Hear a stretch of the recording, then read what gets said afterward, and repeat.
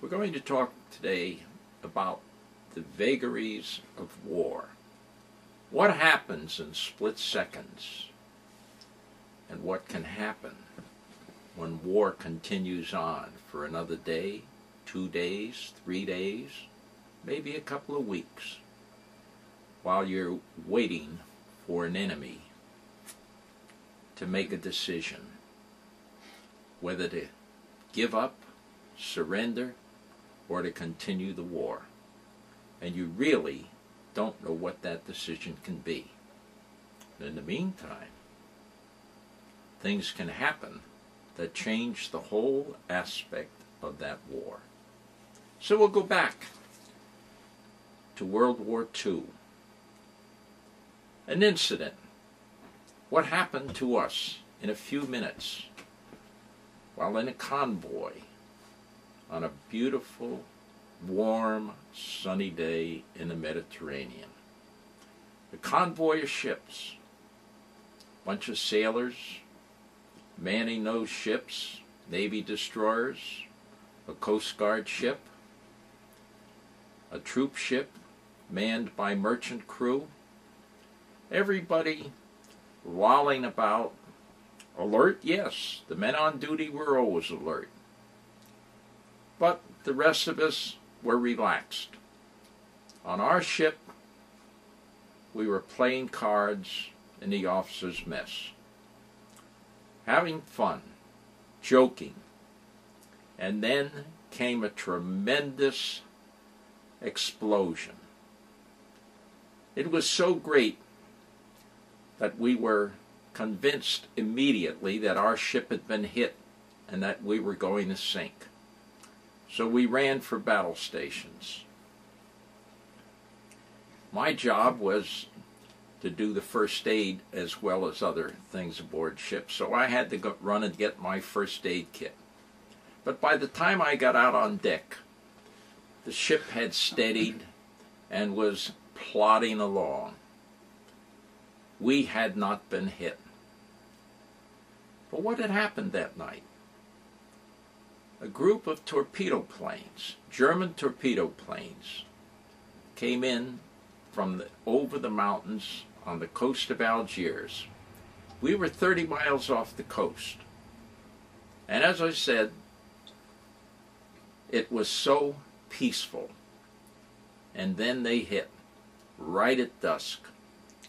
The first ship they hit was the SS Paul Hamilton.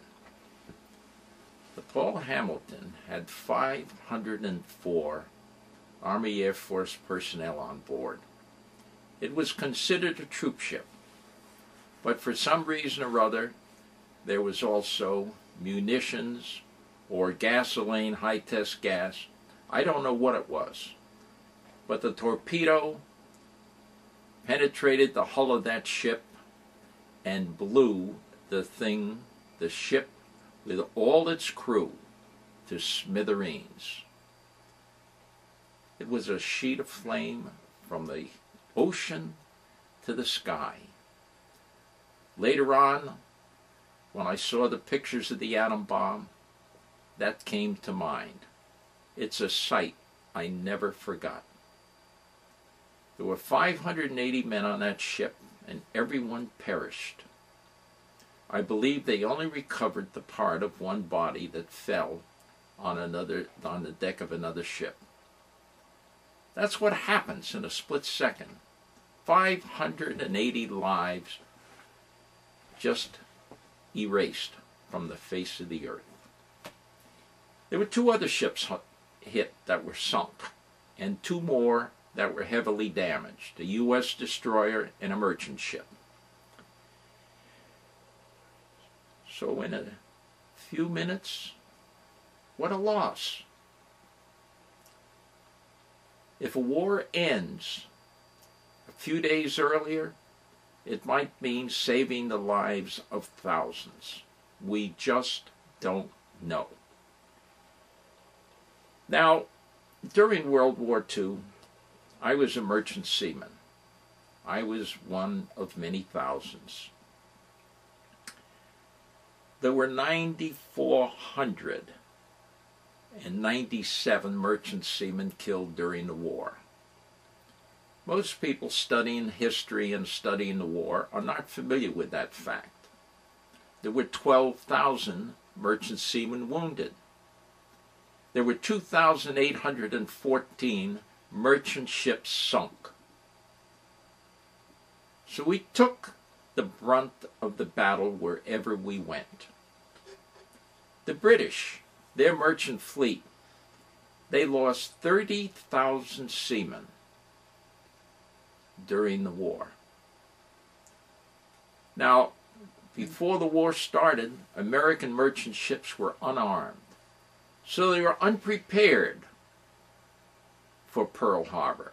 Yet, they had lost 70 men killed in action already by German submarines.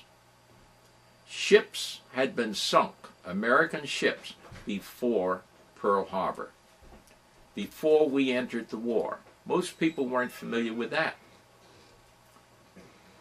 We were often, people would say to me when they found out I was merchant seaman, how can you take that risk? Because you have no guns and you have no armor. It was true. In the beginning, we didn't have convoys. We sailed alone. And German subs were fast enough and good enough to catch many of the ships that were built earlier and were slower than ours. War isn't pleasant. Anyone who's been to war knows that suddenly things happen that are completely unexpected. Suddenly you've lost several men or more men, or, as I witnessed, 580 men in an instant. So, when you talk to me, don't tell me that we should have waited a little longer, that President Truman made the wrong decision. Don't tell me that maybe in another week or so the enemy would have surrendered. It didn't happen in Germany. The Russians and the Americans entered Berlin at great cost. They didn't accept any agreements to negotiate because they knew that negotiations could take weeks or months. And in that time, men would die. So ending a war in a hurry, ending a war quickly, is important, especially for those of us who were there. So historians who have ideas that their interpretation of history is correct, and that if we'd done certain things in a different way, it would have happened according to what they think it would have. No. The vagaries of war can defeat us in a matter of days. 580 men lost. I will say this, that of those 580 men, the 504 who were Army, and the ones of the Navy gun crew, probably about 30 men, all received or had crosses put up for them without any bodies in a grave site in Algiers. The merchant seamen, 42 to 44 of them, received no accolades, received no honors. There is nowhere that they placed crosses for them.